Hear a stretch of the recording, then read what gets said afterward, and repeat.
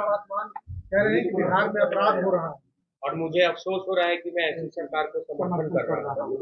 देखिए, चिराग जी की राजनीति जीवन बहुत थोड़ा है। लंबा राजनीतिक जीवन उनके पिताजी का था।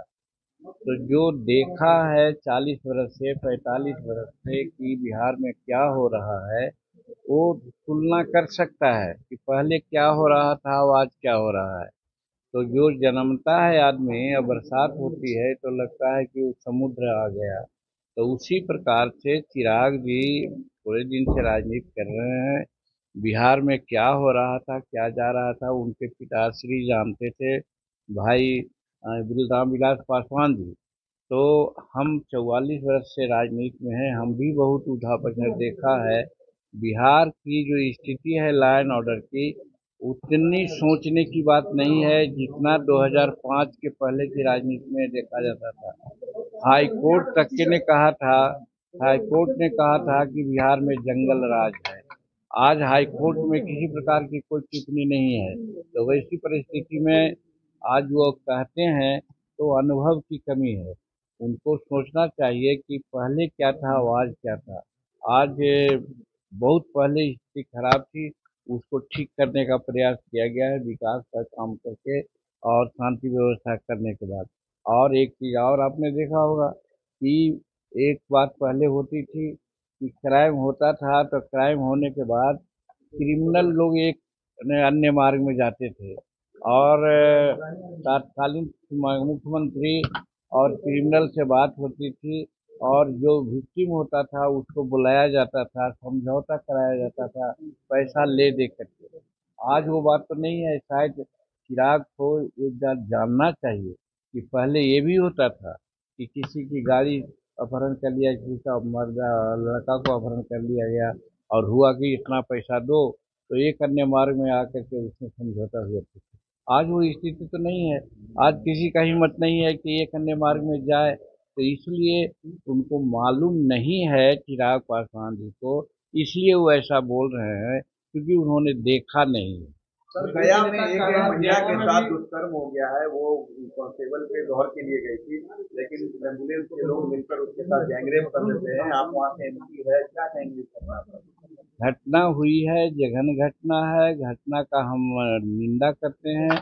लेकिन जो घटना हुई है उसके उपरांत वहाँ के जो कल्प्रिट है, जो इसके लिए जवाबदेह है, उसको कड़ी सजा देने की कार्रवाई चल रही है और भिक्टिम महिला को जहाँ तक हो सकता है जो राहत का सामान देने की बात है वो भी दी जाएगी।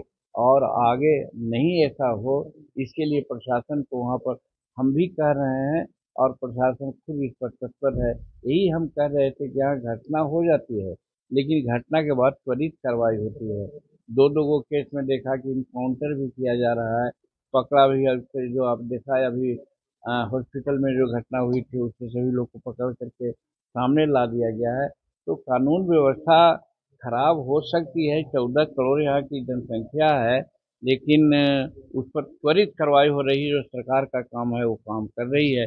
इसलिए हम यही समझते हैं कि हम संवेदनशील सर यहाँ के प्रशासन है, जो भी कार्रवाई होना है वो होगी। क्या लग रहा है कि सर चिराग पासवान का मन कहीं और है और दिल कहीं और?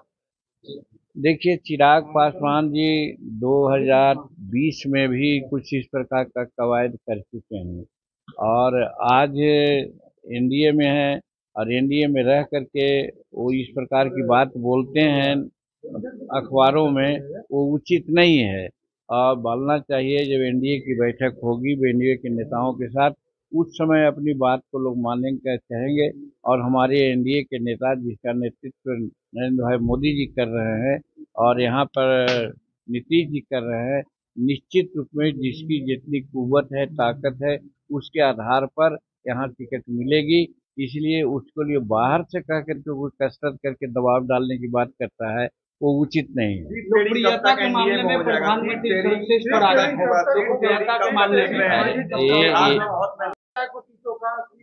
आप क्या चाह रहे हैं? आपको कितनी सीटें मिले और सीट शेयरिंग का क्या फॉर्मूला होना चाहिए? देखिए, सीट शेयरिंग का जहाँ तक सवाल है, सीट शेयरिंग का सवाल है वो चुनाव नवंबर में होना है और हम लोग अभी यहाँ असेंबली चल रहा था, बट दिल्ली में पार्लियामेंट चल रहा है, लेकिन जुलाई महीना में बैठकें इसकी होनी है और नहीं तो 15 अगस्त तक सारी कार्रवाई एनडीए में सीटों के संबंध में हो जाएगी। सब लोग अपना अपना काम करेंगे।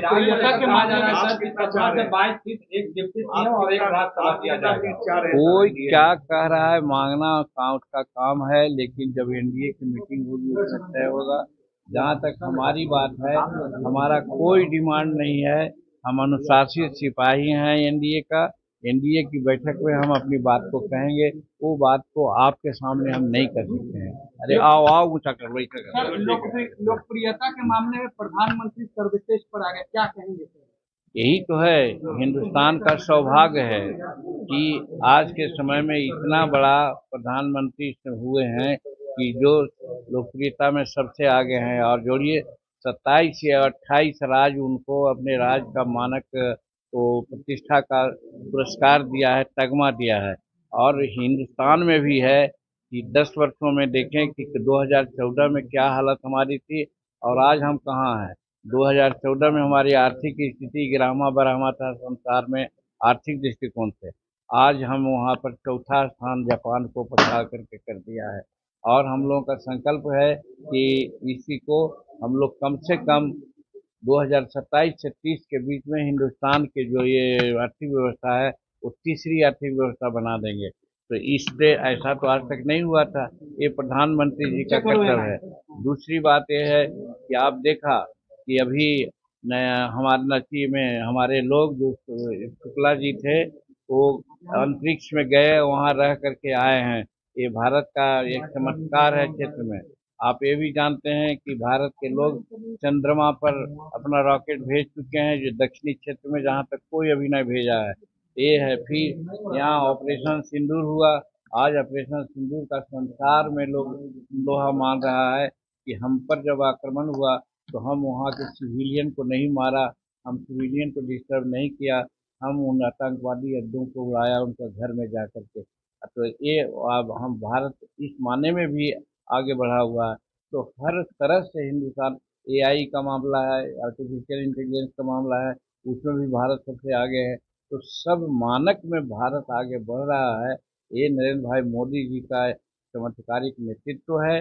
और बिहार में जो हम लोग बढ़ रहे हैं, नीतीश कुमार जी का सार्थक प्रयास है, डबल इंजन की सरकार है, इसलिए बिहार भी ठीक से चल रहा है और भारत भी ठीक से चल रहा है। उदित राज ने कहा है राहुल गांधी को दूसरा अम्बेडकर, उदित कहा है उदित राज ने राहुल गांधी को। अब कौन कहाँ कहा है ये मैं नहीं जानता हूँ, लेकिन दूसरा अम्बेडकर कहना खास करके राहुल जी के लिए उचित नहीं है। मैं जानता हूँ कि आज यहाँ कुछ बोलते हैं, लेकिन विदेश में जाकर के भारत का वो भर्त्सना करवाते हैं, शिकायत करते हैं। तो ऐसा आदमी कैसे अम्बेडकर हो सकते हैं? किसी गरीब के यहाँ जाके खाना खा लिया, बोल लिया, इसी से हो गया, इसलिए हम उसको नहीं मान सकते। चलिए हो गया, अब चलिए ना, हो गया।